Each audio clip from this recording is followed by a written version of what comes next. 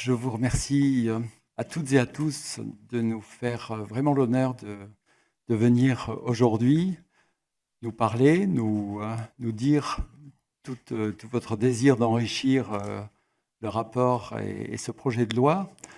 Vous serez bien entendu écoutés.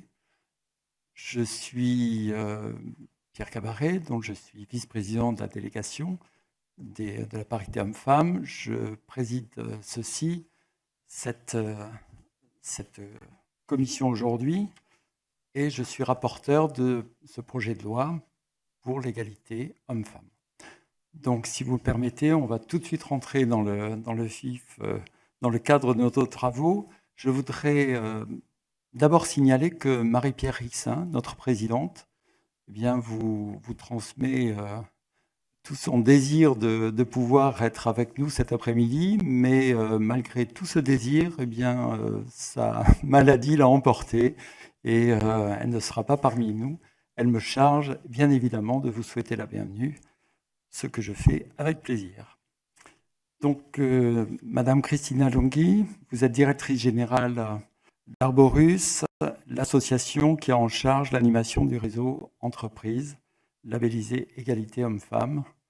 Merci d'être ici, puisque je sais que vous avez de nombreuses flèches à votre arc. Je ne dis pas ici, et vous aurez l'occasion de signaler et de nous dire à quel point votre expertise est utile. Madame Margaret Johnson Clark, vous êtes ici directrice internationale de la diversité et de l'inclusion du groupe L'Oréal, et Madame Anne-Laure Thomas Briand, directrice France de la diversité et de l'inclusion du groupe L'Oréal. Merci à toutes les deux. Monsieur Philippe Valade, vous êtes secrétaire général de Gessina et vous êtes accompagné aujourd'hui de monsieur Julien Longfried, directeur exclusif communication et affaires publiques. Je ne me suis pas trompé, je l'espère, et je précise que le groupe L'Oréal et la société Gensina font partie des entreprises distinguées par le baromètre FA Ethnic and Board pour leur engagement en matière d'égalité entre les femmes et les hommes.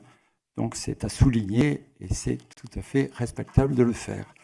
Mesdames et messieurs, je vous remercie beaucoup d'avoir répondu et vous renouvelle vraiment toute ma volonté que toute cette audition puisse enrichir le débat. Et avant de vous laisser intervenir avec un propos, je vous demanderai de limiter à 7 minutes par personne, par entité plutôt, pour laisser du temps au débat. Mais de 7 minutes, on peut passer à 7 minutes par personne, ça ira très bien. Je pense que vous avez beaucoup de choses à nous dire. Merci de commencer tout de suite. Madame, avant de donner la parole à monsieur Stéphane Viry, député Stéphane Viry, j'ai deux petites questions à vous poser. C'est vrai que j'en avais une, mais vous avez tellement répondu sur celle-ci que j'oserais pas vous poser la façon dont vous envisagez le déploiement du logiciel de mesure, puisque cette question-là, je vous la pose tout de même. Si vous voulez bien y répondre, ce serait parfait. Mais je crois que vous avez partiellement répondu.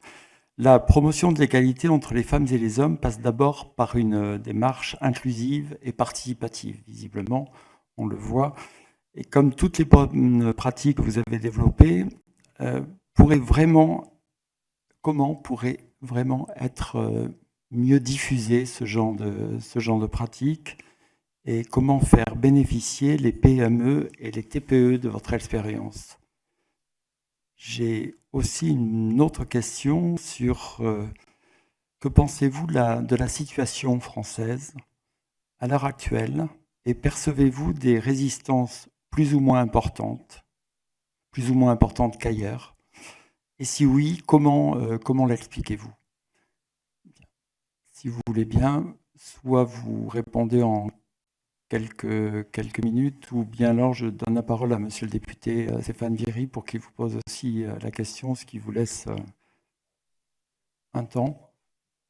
Alors très bien, si vous voulez bien répondre. Pour 1 minute, oui.